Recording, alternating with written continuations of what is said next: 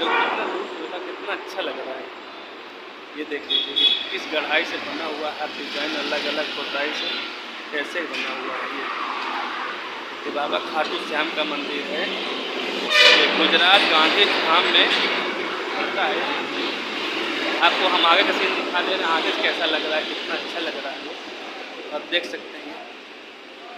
ये देख लीजिए ये कितना अच्छा दिखाई दे रहा है। यहाँ जो है कटिंग डिजाइन आपको दिखा रहा है, आगे से और दिखाई दे रहा है आपको कितना अच्छा लग रहा है, क्योंकि यहाँ जो है 10 कितना बड़ा लग रहा है।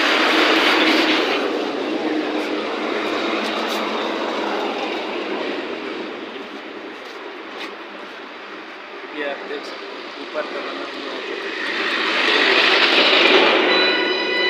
गढ़ाई कितनी है। और ये दोनों तरफ